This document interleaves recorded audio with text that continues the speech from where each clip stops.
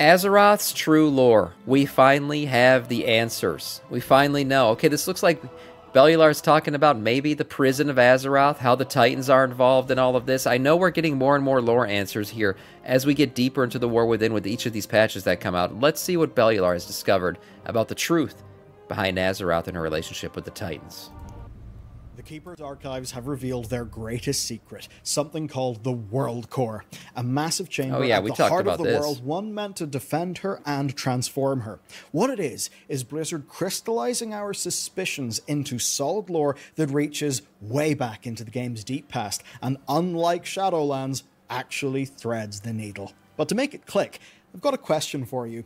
This is the arm of a keeper. Which keeper? What is it doing? What about the rest of its body? It's just one of the many little things you'll run across as you're exploring in Khazalgar. It looks like a badass moment where he was trying to reach for the platform before he got destroyed. This is interesting. Where is this?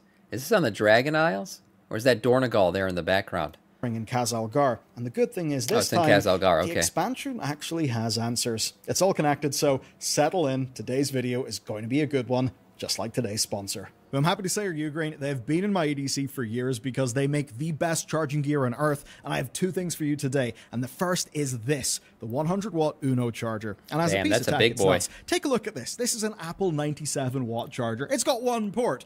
But this from Ugrain is smaller. It charges at 100 watts through its USB-C 1 and 2 ports. Here, the rare hermit crab. It's actually got 3 USB-C ports and a Type A, so it can replace every other charger that I have. It'll charge an iPhone 16 from 0 to 57% in half an hour, and also is cute. I like the face. I like the little feet it's got. The face like changes depending on your charge status, which is fun. Oh wow! It has an LCD screen on it. And it's also got a friend. This is the Uno Magnetic Qi 2 15-watt power bank, and it's awesome. There's a button on the side which you can click, which will show its charge status on the screen, and then you can charge it up through the USB port. It magnet snaps to the back of your... Oh my god. Oh my god.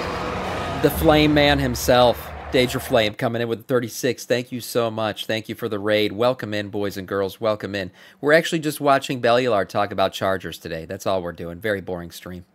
Your phone and charges it at full 15-watt Qi 2 speeds. This is a lore video. I'm just waiting for him to get through the ad. Bar in the back, and yeah, your phone sits up. It's 10,000 milliamp hours. It's enough to charge your iPhone 16 Pro 1.6 times. Welcome, yes, welcome to our Scourge. The quality and the performance you get for the price, and I love all of the fun that they're injecting into their designs these days. They are the best way to charge your technology, and you can pick up these today at their Black Friday deal prices with the links down below. Big thanks to Ugreen for sponsoring the channel. Sorrowful, thank you for the follow. Welcome to our Scourge. Let's get into the video.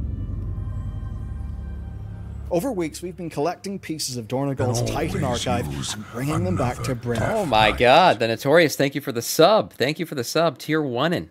Coming in Death Knight of our Scourge. Let me get this so we get the Dagran, video. A pair of them have been trying for the sake to piece of the video. The Isle's history thank you so much, of the Earthen. They basically don't know a lot, and they want to figure out what went on.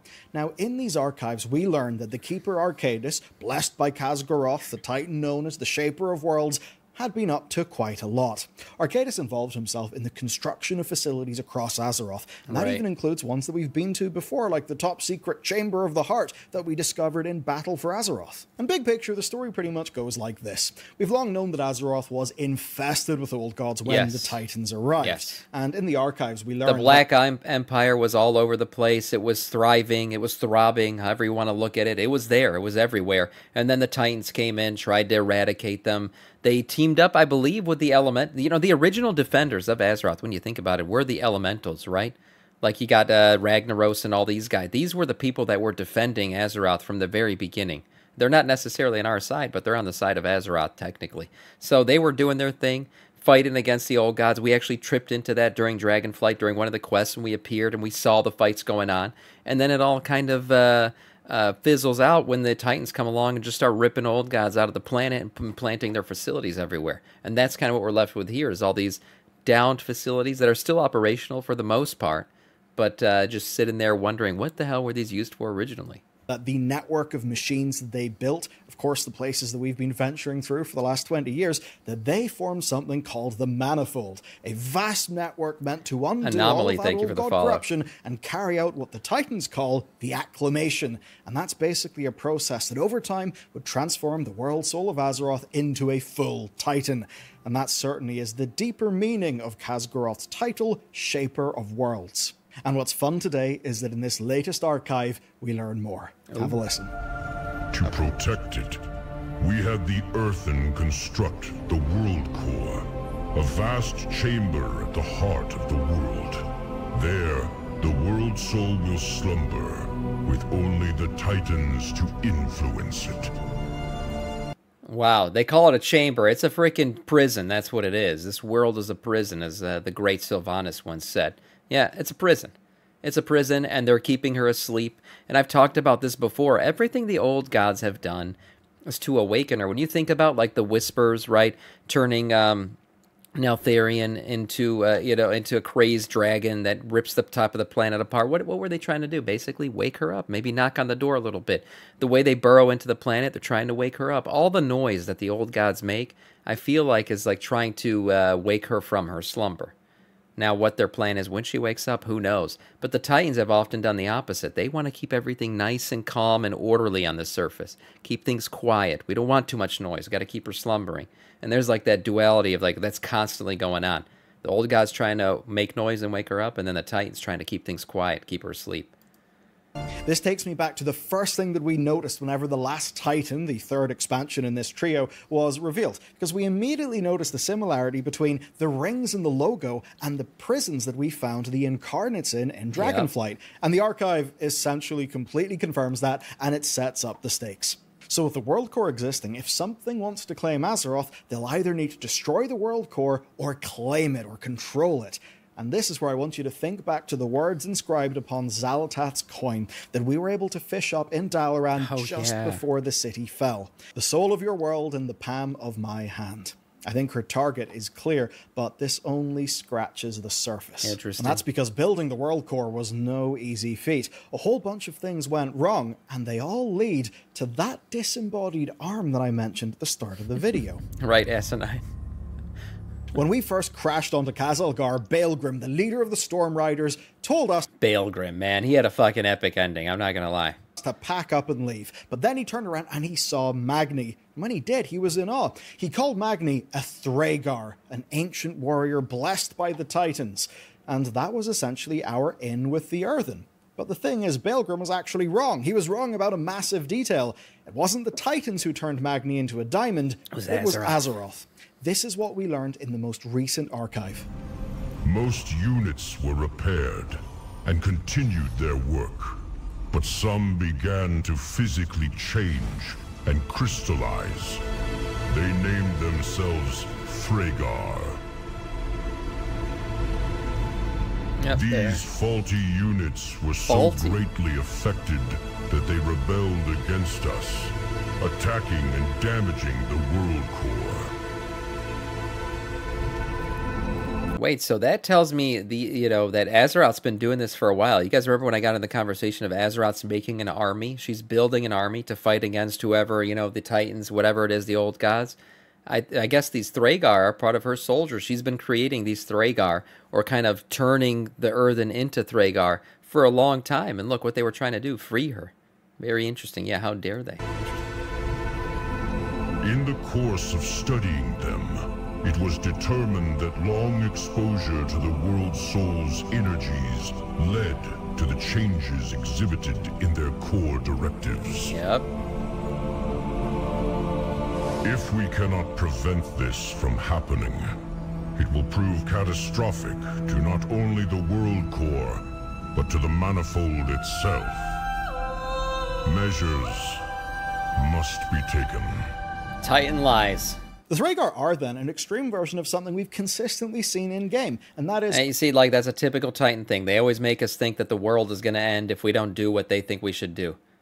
Yeah, that's just what he said right there. Oh, it's going to be horrible if these Thragar end up freeing the world soul. Earthen drifting away from the Keeper's edicts and developing this pesky thing called free will. Now, this doesn't retcon the Curse of Flesh. The Curse of Flesh, which turned Earthen and Iron Vrykul into fleshy dwarves, fleshy Vrykul, and eventually fleshy humans, was Yogg-Saron's corruption of a Titan Forge in Northrend. Right. This stuff all fits together, and what's most important is that those Earthen who are closest to Azeroth, of course the ones building the World Core, they changed the most, including turning into crystal just like Magni did. And remember, Magni is Dagran's grandfather, so looking at all of this, Dagran figures that if the World Soul's radiation changed Earthen more, the closer they got to the World Soul, then the fact that the Earthen of Khazalgar ended up gaining free will suggests that Azeroth has been reaching out to them, asking them for help, maybe changing them. And free will on my Christian Minecraft server. Yeah, the free will stuff is interesting because Azeroth is granting these Thragar free will, essentially. We all know the Curse of Flesh granted, everyone who was cursed by it free will as well, which is all anti-Titan. Does that mean Azeroth's on the side of the old gods, or are they both about free will? Free will for different reasons. Azeroth wants free will for her people because we're attached to her in some way, or old gods want free will to basically just ruin whatever the Titans are doing. It's all questions that maybe we'll have answered at some point. Maybe changing them. And that is what brings us We know who doesn't like free will. The Titans.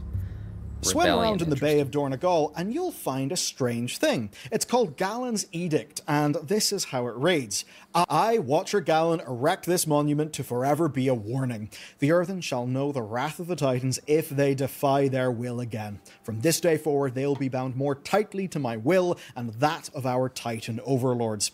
If they again defy us, or the Titans no longer require their aid, they will be forcefully deactivated with extreme prejudice.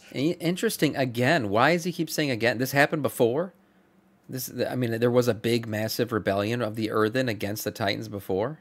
I didn't realize that. Such is my will. That's how this is being read. Such is the will of the Titans. Yeah, that's certainly quite the statement. But it's curious that it's currently at the bottom of the bay. It's kind of been wiped away from history. Now you might be wondering, what does that actually mean? Who is Galen? I'll explain the whole thing for you here. The Keepers, such as Odin, Arcadis, and Tyr, are the leaders of the Titan forged on Azeroth. Right. Now, the Watchers are a senior rank below the Keepers. Khazalgar was watched over by two such beings. One was called Dornick, the namesake of Dornogal, and his sister was called Galen. At some point in the deep past, the Earthen rebelled against Dornick, and it seems that Galen somehow went missing. It's all set up as a mystery, but the good news is we have got enough to piece the whole thing together. First, we have the Earthen Theatre. One of the stories depicts the Earthen uprising against Dornick, and according to it, a keeper, likely By the way, returned to the Isle. The name Galen doesn't... The name Galen doesn't... Hold on. Was indeed a tyrant. I'm repeating.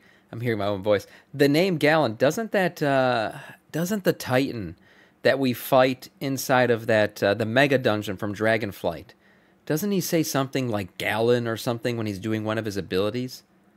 Doesn't he? Am I tripping? I feel like I've heard it before, like something Galen, and he fucking slams. Galen, Merrick, oops, wrong friend.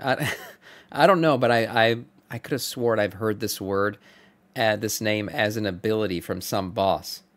Yeah, was it Tyr? Infinite Tyr? I know it's Infinite Tyr, it's who I'm talking about, but doesn't he say something like Galen or Gavin? Where have I heard this before? What's up, Moran? And encourage the Earthen uprising. And the play ends with Dornick being defeated, being dragged away and cast into a Titanforge portal, with his final words being a threat that his sister Galen would strike them down. That's absolutely menacing, and when you look at Galen's edict, it sure seems that she would do that. So the question then is, why didn't she? Why is that story not told? Well, the good news is, it does seem to be told. It's just not in the theatre, because that play's got a happy ending. It's about how Arcadis, their keeper, was a good guy and how they earned their freedom. Of course. And to solve this mystery, there are two findings in the Isle of Dorn that help us piece everything together. The first finding is the console, with a Watcher's disembodied hand, and the second is a communication. When we travel to the lesser of the Three Shields Islands, we find the console, and when we click on it, this is what it says. This Titan console is worn by the elements. The arm of a Watcher still clutches its dial. Although it reacts to your touch, it is no longer functional. Upon a closer inspection, you discover this console is dedicated to the protocol of deactivation, but it is unclear what this means. Given the story of Dornick, I think it's pretty damn clear what it means. This obviously failed. The Earthen survived. The Earthen. Yeah, this is supposed to be a deactivate the Earthen switch, basically. Second clue, then, is a recording. It's a recording that we find when we're adventuring with...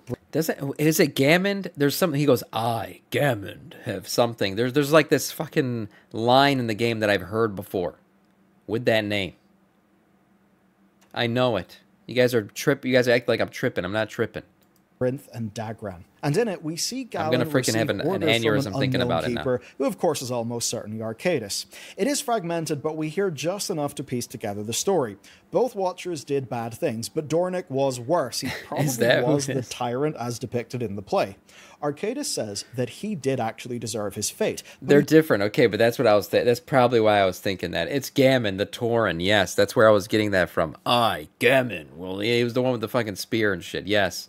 They're two different characters. I know. Okay. My brain deceived me. He goes on to give Galen the order, saying that she will be repurposed to protect something that is below Khaz Algar.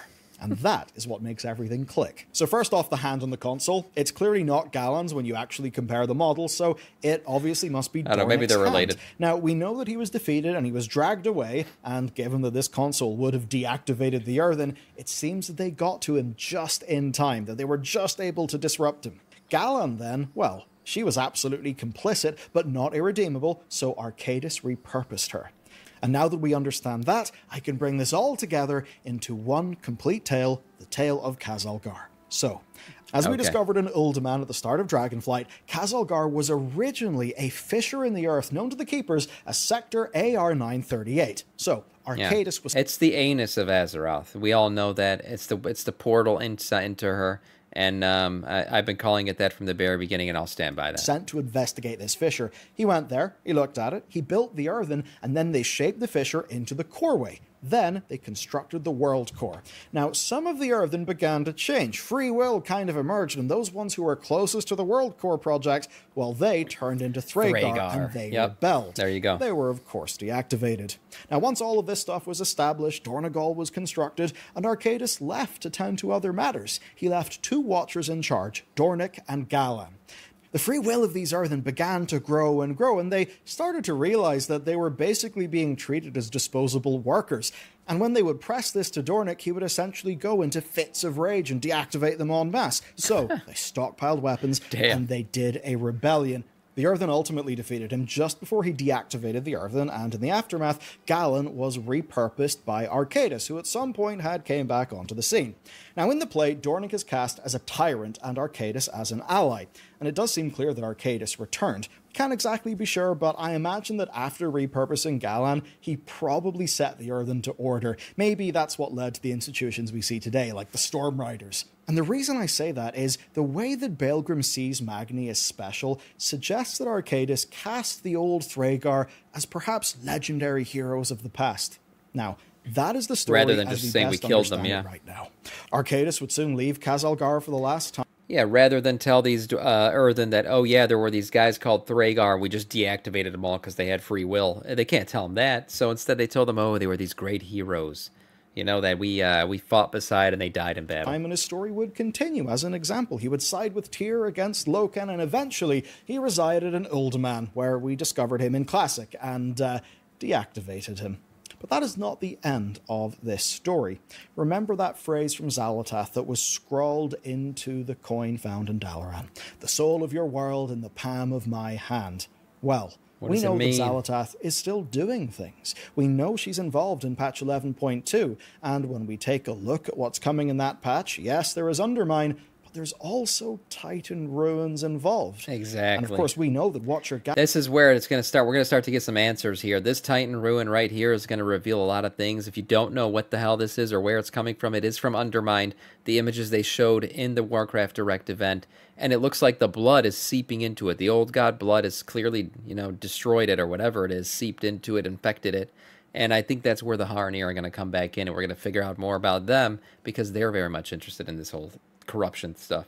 Galan was repurposed to protect something. So maybe when we go to Undermine and we find this strange Titan ruin, we'll find Galan as well. But there is one final thing that I have not answered. How this goes to the game's deep past. How it actually connects to the Cataclysm. The Cataclysm? As we now understand, the Keepers built the world core around Azeroth. Azeroth then seems to have called out to the Earthen workers, changing some into Thragar, and they tried to destroy the world core. At least tens of thousands of years later, the old god Yogg-Saron made a move against us from Ulduar. And that of course led to Bran Bronzebeard helping us navigate Yogg-Saron's prison, and when he was there he discovered what he thought was an ancient ritual to commune with the world. And that's where the Cataclysm comes in. Even before Deathwing emerged, he was rocking the world and causing all sorts of seismic disturbances, being of course very... What would seismic disturbances, from the inside, cause to happen? If there's something slumbering at the core of the planet, what would seismic activity do, most likely? Maybe awaken it? Maybe. I've been saying that for a long time, that's why this whole corruption of Deathwing / Neltharion happened, is they were trying to wake up Azeroth. That's it. I mean, I'm like miles ahead of this. Very well attuned with the earth. The dwarves were worried about all of this. And seeking aid, Bran's brother, King Magni, attempted the ritual that was found in Crack the Ulduar. Prison walls, maybe. He spoke the words, "Within me is the earth itself. We are one. I am of it, and it of me. I listen for the mountain's reply." And then he immediately turned to Diamond. What we now understand is that he turned into a Thragar, just like the Thragar of old who fought to defend Azeroth, who tried to destroy the world core. And that means that Magni was not a servant of the Titans as he and we thought at the time, but rather he was in service of Azeroth itself. Yep. And that is the story of the world core, the Thragar, and of how so many little details of the Isle of Dorne all come together to tell this tale. I hope you enjoyed it, and if you'd like to check out another video, well, this lore video is a perfect one to check out next. Nice one. Good video. Interesting stuff about the Thragar. It's all going to be relevant. It all continues to be relevant. And we'll see what happens going forward. Now, he's no longer a Thragar, right? He's been turned back into his fleshy self. So what does that mean? I have no idea. I guess we'll find out. More lore to come. But interesting stuff coming out. And yes, Azeroth is in a prison. Confirmed once again. As I've been saying for quite a while now.